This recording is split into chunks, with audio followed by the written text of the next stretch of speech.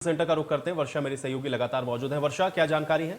जी आयुष, आपको बता दें कि सुबह से ही ईवीएम मशीन खराब होने की बात सामने आ रही है और इसी बीच उन्नाव से भी ये बड़ी खबर आई है, जहां पर भगवान नगर विधानसभा सीट में ईवीएम मशीन जो है वो खराब है, जिसकी वजह से जो मतदान प्रक्रिया है वो जो है बाधित हुई है। बूथ संख्या 388 पर मतदान अभी तक शुरू ही नहीं हुआ है। बूथ स्थल पर मतदाताओं की लंबी कतार जो है वो सुबह से ही दिखने को मिल रही है। यानी बार बार कह रहे हैं कि 7 बजे से जो है वोटिंग प्रक्रिया शुरू हो चुकी है, लेकिन कुछ जगह अभी ऐसी हैं जहां पर वोटिंग जो है वो शुरू ही नहीं हुई है। इसमें से एक उन्नाव के पहले भी हमने आपको बताया था कि 12 पोलिंग बूथ जो है वो खराब थी। और इसी बीच उन्नाव से एक और बड़ी खबर, भगवत नगर विधानसभा में ईवीएम मशीन जो है वो खराब पाई गई है। बूथ संख्या 388 पर मतदान अभी तक शुरू ही नहीं हुआ है। बूथ स्थल पर मतदाताओं की लंबी कतार जो है वो देखने को मिल रही है और मतदान जो है वो खासा नाराज है कि जल्द पहुंचने के बाद भी जो मतदान की प्रक्रिया है वो शुरू नहीं हुई है। तो बार बार ये कहा जा रहा है कि पहले मतदान उसके बाद जलपान, लेकिन उसके बाद भी ये देखा जा रहा है कि कई ऐसे पोलिंग बूथ है जहां पर ईवीएम मशीन खराब है और लोगों को परेशानियों का सामना करना पड़ रहा है। उन्नाव से लगातार ये ब्रेकिंग बड़ी खबर, भगवान नगर विधानसभा में ईवीएम मशीन जो है वो खराब पाई गई है। बूथ संख्या 388 पर मतदान अभी तक शुरू ही नहीं हुआ है। बूथ स्थल पर मतदाताओं की लंबी जो कतार है वो देखने को मिल रही है। चलो, लगातार ये बड़ी खबर उन्नाव से हम आपको बता रहे हैं कि पहले भी बताया था कि 12 पोलिंग बूथ उन्नाव में ऐसे। बिल्कुल वर्षा, मैं आपको रोकूंगा। गौरव इस बीच हमारे साथ हमारे सहयोगी जुड़ चुके हैं फोन लाइन पर। गौरव, लगातार हम लोग देख रहे हैं और खासतौर से उन्नाव में बहुत सारे पोलिंग स्टेशन ऐसे हैं जहां पर ईवीएम्स के खराब होने की इंफॉर्मेशन है।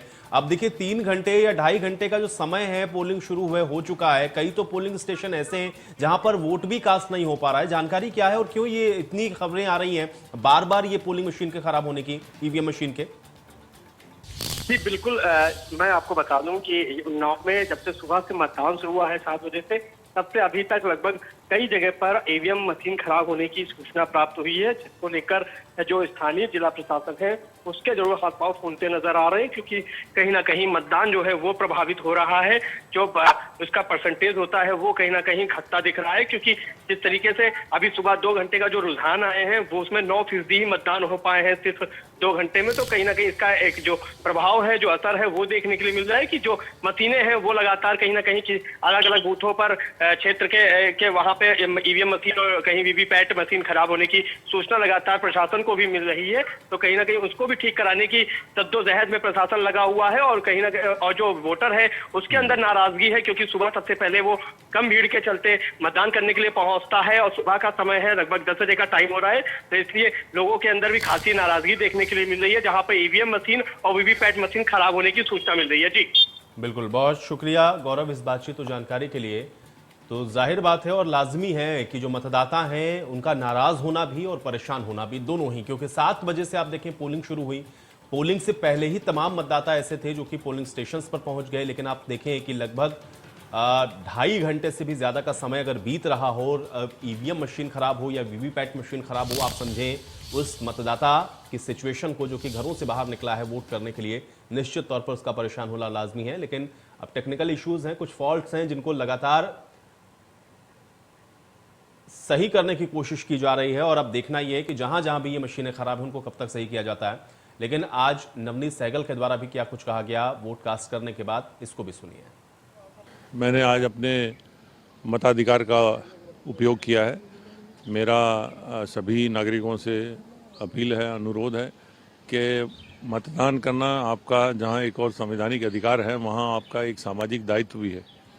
आप अपने संवैधानिक अधिकार का हम सबको उपयोग करना चाहिए और सामाजिक दायित्वों का इसलिए कि हमको जो है वो ये देखकर वोट करना चाहिए। और सुबह चुनाव आयोग जो है उन्होंने अवकाश घोषित किया, इसलिए नहीं कि सब लोग घर पे आराम करें, इसलिए कि अब आप बाकी काम छोड़कर आएँ, अपना वोट का, अपना मताधिकार का उपयोग करें।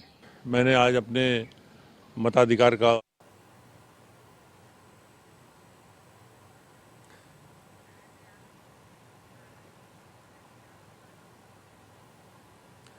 और चलिए अब सीधे रायबरेली का रुख कर लेते हैं। नरेंद्र हमारे साथ, हमारे सहयोगी रायबरेली से जुड़ रहे हैं। आप नरेंद्र, सबसे पहले तो अपडेट करें कि रायबरेली में पोलिंग को लेकर के क्या स्थिति है?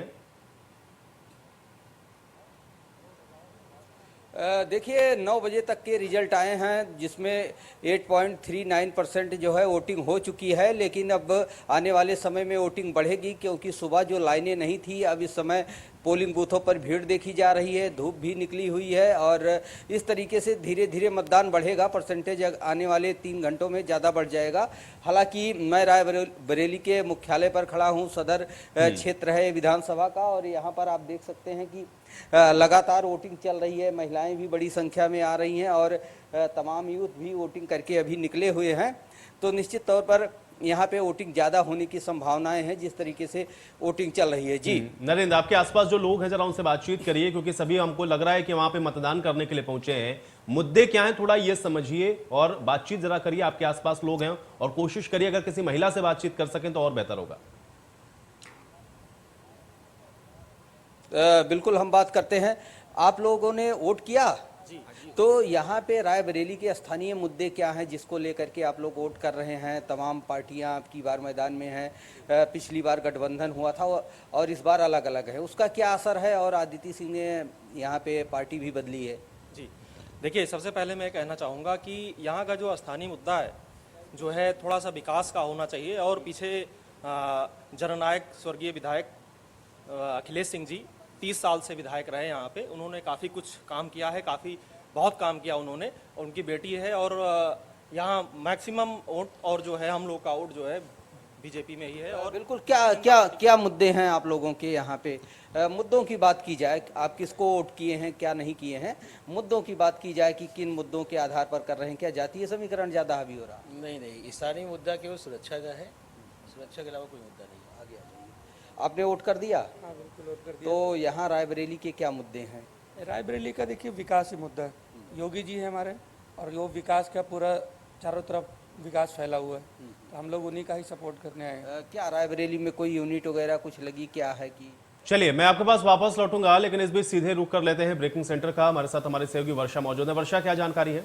जी, चौथे चरण के लिए जो मतदान प्रक्रिया है वो लगातार जारी है, लेकिन 9:35 हो चुके हैं आयुष। लेकिन 9 बजे तक कितने प्रतिशत वोट जो है वो डाले जा चुके हैं उस पर बात करते हैं। तो इस वक्त की बड़ी जानकारी बादा से हम आपको बता रहे हैं कि 9 बजे तक 8.79% वोटिंग जो है वो जा चुकी है। फतेहपुर में 9 बजे तक 9.69% वोटिंग जो है वो हो चुकी है। हरदोई में 9 बजे तक 8.09% वोटिंग जो है वो जारी है। लखीमपुर में 9 बजे तक 10.45% वोटिंग हो चुकी है। वहीं लखीमपुर में 9 बजे तक 10.45% वोटिंग जो है वो हो चुकी है। लखनऊ में 9 बजे तक 8.19% वोटिंग हो चुकी है।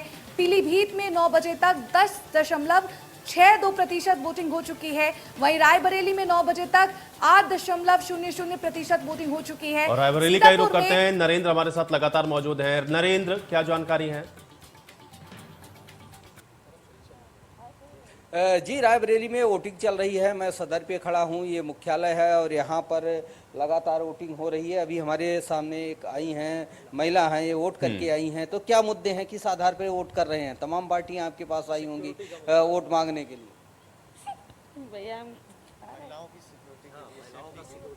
तमाम मुद्दे हैं। योगी सरकार भी कह रही हैं कि महिलाओं के लिए सुरक्षा की बात है और दूसरे दल कह रहे हैं गैस सिलेंडर महंगा हो गया है, बाकी और लोग जातीय आधार पर भी वोटिंग हो रही है। तो क्या है मुद्दे की? हम तो यही उस कमल पे दे के आ गए हैं वोट। अच्छा। इस पे महंगाई में बोलना चाहता हूँ। तो ठीक है, ये वोट करके आ गई हैं। लोगों को भाई तो मोदी जी जो है बहुत सहयोग की दिए ना भाई, हर चीज़ से भाई गरीबों को समझें कुछ, तो हमको तो उनके साथ रहना है। उनका खाएंगे तो कुछ उनके लिए करेंगे भी तो। बिल्कुल, इनका कहना है कि सरकारी योजनाएं हैं इनको मिली हैं, इस आधार पर वोट किए हैं। और बिल्कुल नरेंद्र, देखिए इसीलिए मैंने कहा था कि आप महिलाओं से बात करिए। जो असली जो समय वहां पर जो महिलाएं सोच रही हैं, बहुत बड़ा इश्यू है। और महिलाओं से इसलिए भी मैंने इसको जोड़ा था क्योंकि कांग्रेस का पूरा कैंपेन ही इस पर खड़ा हुआ है और कांग्रेस का जो सबसे बड़ा चेहरा था रायबरेली में जिसको हम देखते थे वो अब भारतीय जनता पार्टी में। इसलिए कोशिश करते रहिए, महिलाएं जैसे ही मिलती उनके साथ बातचीत करिए। मैं आपके पास वापस आऊंगा, लेकिन बांदा का तब तक मैं रुक करता हूं। आमिर हमारे साथ वहां से मौजूद हैं। आमिर, बांदा में इस समय क्या पोजीशन है? तो वोटिंग को लेकर के थोड़ा बताइए और फिर ये भी बताइए वहां पर इस बार के राजनीतिक समीकरण क्या कुछ कह रहे हैं। देखिए बता दूं मैं आपको कि अब तक जो है वोटिंग शुरू हुई सुबह से जो, और अब तक लंबी लाइन लग चुकी है। लगभग 8% से ऊपर वोटिंग बांदा में अब तक हो चुकी है। अभी भी भीड़ बढ़ती जा रही है और लगातार वोटर्स आते हैं। युवाओं में खासा जोश दिखाई दे रहा है। अगर बात करें समीकरण की, तो बांदा सदर की सीट का जो मुकाबला है वो त्रिकोणीय है। भाजपा, सपा और बसपा, इन तीनों कैंडिडेट में मामला त्रिकोणीय और घमासान है। कोई भी स्थिति में ये नहीं कह सकते कौन जीत रहा है या कौन हार रहा है, क्योंकि तीनों काफी एक दूसरे को बड़ी टक्कर दे रहे हैं। अगर हम बात करें नरैनी विधानसभा सीट, तो नरैनी विधानसभा सीट में सपा और भाजपा की लड़ाई है। इसके अलावा अगर बबेरू की बात करते हैं तो बबेरू में भी जो है भाजपा और सपा की लड़ाई है। इसके अलावा अगर बात करते हैं तिलवारी सीट की, तो वहां पर बसपा बढ़त दिखाई दे रही है, लेकिन उसको भाजपा कैंडिडेट बड़ी टक्कर दे रहा है, जबकि सपा कैंडिडेट पीछे नहीं, क्योंकि सपा कैंडिडेट भाजपा का ही पूर्व विधायक है जो वर्तमान में भाजपा छोड़ के सपा में आया है। तो पहले समीकरण बहुत ही पेचीदा है और कोई भी स्थिति स्पष्ट नहीं है कि कौन जीता या हार रहा है। फिलहाल बांदा की बात किया तो बांदा की मामला त्रिकोणीय है। जी चलिए आमिर, मैं आपको रोक रहा हूं। मालिनी अवस्थी क्या कुछ कह रहे हैं, सुनवाते हैं।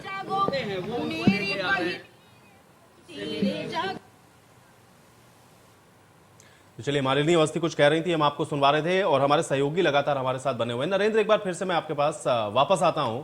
आप नरेंद्र, इस बार क्या आपको लग रहा है कि कोई वहां पर कोई टफ फाइट या क्लोज फाइट, कम से कम अगर हम लोग रायबरेली के बारे में समझने की कोशिश करें तो कुछ 17 से समीकरण आपको वहां पे बदले हुए नजर आ रहे हैं? सिर्फ इतना ही है कि जो 2 सीटें हम देख रहे थे कांग्रेस पार्टी की, वो सीटें हमको दिख रहा है कि हो सकता है कि भारतीय जनता पार्टी की तरफ शिफ्ट इसलिए हो जाएं क्योंकि वो दोनों ही चेहरे हमको भारतीय जनता पार्टी में नजर आते हैं। लेकिन क्या वहां पर कुछ आपको लग रहा है कि क्लोज फाइट है या कुछ सीटें ऐसी हैं जहां पर बहुत सीधी चुनौती है समाजवादी पार्टी की तरफ से? थोड़ा सा इसको और बेहतर तरीके से बताएं और कोशिश करते रहिए कोई महिला मिल जाए या कोई वोटर्स, उनके साथ बात भी करिए। नरेंद्र, देखिए, रायबरेली सदर सीट पर इसी बात को लेकर चर्चा है कि आदिति सिंह भारतीय जनता पार्टी में आई हैं, उसको लेकर यहाँ के मतदाताओं का क्या रिएक्शन है, हमने बात किया है। कुछ लोग कह रहे हैं कि आदिति पता चल रहा है। नरेंद्र रोक रहा हूं, राज सहयोगी मौजूद हैं। वर्षा, क्या जानकारी है? जी आयुष, आपको बता दूं कि इसी बीच बड़ी खबर आ रही है पीलीभीत से, जहां पर ग्रामीणों ने मतदान का बहिष्कार किया है, जिसकी वजह अंडरपास निर्माण ना होने की बताई जा रही है। बरखेड़ा ब्लॉक के इमलिया गांव का ये पूरा मामला बताया जा रहा है, जहां पर ग्रामीणों ने मतदान का बहिष्कार किया है। पीलीभीत से बड़ी खबर हम आपको दिखा रहे हैं, जहां पर मतदान बहिष्कार का ग्रामीणों ने ऐलान किया है। अंडरपास निर्माण न होने पर ग्रामीणों में खासा नाराजगी देखी गई, जिसके बाद उन्होंने ये ऐलान किया। बरखेड़ा ब्लॉक के इमलिया गांव का ये पूरा मामला बताया जा रहा है, जहां पर ग्रामीणों ने मतदान का बहिष्कार किया है। फिलहाल जो अधिकारी हैं वो मौके पर पहुंचे हैं और ग्रामीणों को समझाने की कोशिश की जा रही है। चलिए वर्षा, बड़ी जानकारी है, दर्शकों तक पहुंचा देते हैं। अंडरपास निर्माण नहीं होने की वजह से ग्रामीण नाराज हैं और इसलिए बरखेड़ा ब्लॉक के इमलिया गांव में मतदान का बहिष्कार किया गया है। बड़ी जानकारी है, पीलीभीत से मतदान बहिष्कार का ग्रामीणों ने ऐलान कर दिया है। ये इस वक्त की बड़ी खबर है और कारण इसके पीछे यह है कि अंडरपास का निर्माण नहीं हुआ है। बहुत लंबे समय से यहां के ग्रामीण इस अंडरपास के निर्माण की मांग कर रहे थे, लेकिन मतदान अब वो बहिष्कार इसलिए कर रहे हैं क्योंकि अंडरपास का निर्माण नहीं हुआ। विभव हमारे साथ जुड़ रहे हैं जानकारी के साथ। विभव, बरखेड़ा ब्लॉक के इमलिया गांव में मतदान का बहिष्कार किया गया है अंडरपास नहीं होने की वजह से, क्या जानकारी है? जी आपको बता दें, क्योंकि मतदान का जो बहिष्कार किया गया है वो गांव के विकास को लेकर है कि पिछली बार के जो विधायक है उनसे लोगों की नाराजगी थी। विकास के लंबे चौड़े वादे किए गए थे, वादे पूरे नहीं किए गए, इस वजह से लोगों ने बहिष्कार किया। चलिए, तो संपर्क हमारा टूट गया है, लेकिन बड़ी जानकारी है। देखिए, अंडरपास नहीं बना, दूसरा विकास कार्य को लेकर के भी कुछ नाराजगी है। बरखेड़ा ब्लॉक का इमलिया गांव है जहां पर मतदान का बहिष्कार ग्रामीणों ने किया है। बड़ी जानकारी है, पीलीभीत से मतदान का बहिष्कार कर दिया गया है। अंडरपास का निर्माण नहीं होने से ग्रामीण यहां पर नाराज हैं। तो पीलीभीत के एसपी के साथ हमारे संवाददाता ने खास बातचीत की है, आइए आपको सुनवा। हमारे साथ में पीलीभीत के पुलिस कप्तान दिनेश कुमार प्रभु जी मौजूद हैं। आइए जानते हैं किस तरीके की सुरक्षा व्यवस्थाएं की गई हैं और मतदाताओं को घर से बाहर निकालने के लिए किस तरीके की व्यवस्थाएं। हालांकि ये प्रशासन का काम है, लेकिन फिर भी पुलिस का बराबर सहयोग रहता है। मैं जानने का प्रयास करता हूँ। नमस्कार सर, किस तरीके की सुरक्षा व्यवस्थाएँ की गई हैं? देखिए, पूरा पीलीभीत जनपद में 969 पोलिंग स्टेशन है, जिसमें हर एक पोलिंग स्टेशन में सेंट्रल आर्म्ड पैरामिलिट्री फोर्सेस तैनात है। मिनिमम 0.5 सेक्शन यानी 5 आदमी से लेके एक सेक्शन तक डिप्लॉयड है, 10 आदमी तक डिप्लॉयड है, उनको सख्त निर्देश दिए गए हैं। साथ साथ हमारे यहाँ से गोरखपुर और हाथरस, आगरा जीआरपी वगैरह से बहुत सारे जो सिविल पुलिस की, यूपी पुलिस के जो जवान हैं और अधिकारी कर्मचारी हैं चुनाव कराने आए हैं, वो बूथ में डिप्लॉयड है। इसके अलावा हमारे अपने ज़िले के जो फोर्सेस है वो लॉ एंड ऑर्डर जो कंट्रोल करने में क्यूआरटीज़ में, क्लस्टर मोबाइल में, सेक्टर मजिस्ट्रेट्स के साथ, जोनल मजिस्ट्रेट के साथ लगे हुए हैं। सिविल पुलिस 14,000 के, होमगार्ड्स, कांस्टेबल, हेड कांस्टेबल, अधिकारी कर्मचारी सब मिला के 14,000 से ज़्यादा डिप्लॉयड है। साथ साथ 63 कंपनीज जिसमें 6 कंपनी पीएससी भी शामिल है, वो भी डिप्लॉयड है। कहीं कोई भी ढिलाई नहीं है, एकदम चाक चौबंद व्यवस्था है और पूरी तरह से सक्षम है। सर, अक्सर देखा जाता है कि जो ड्यूटी पे जवान आते हैं वो मूलभूत सुविधाओं से वंचित रहते हैं, अक्सर देखा जाता है चुनाव में। इस बार कुछ नया किया गया है? देखिए, इनकी मूलभूत सुविधाओं को लेके, जहाँ पे इनके टॉयलेट्स है, जहाँ पे इनकी रुकने की व्यवस्था है, जहाँ इनके खाने पीने की व्यवस्था है, इलेक्शन कमीशन ने बहुत अच्छे व्यवस्था कराया है। डिस्ट्रिक्ट एडमिनिस्ट्रेशन के माध्यम से, डिस्ट्रिक्ट पुलिस एडमिनिस्ट्रेशन के माध्यम से कोई भी बेसिक अम्यूनिटीज़ में कमी नहीं छोड़ी गई है। एक एक छोटी छोटी चीज़ों पे ध्यान दिया गया है, बहुत ही अच्छी व्यवस्था की गई है।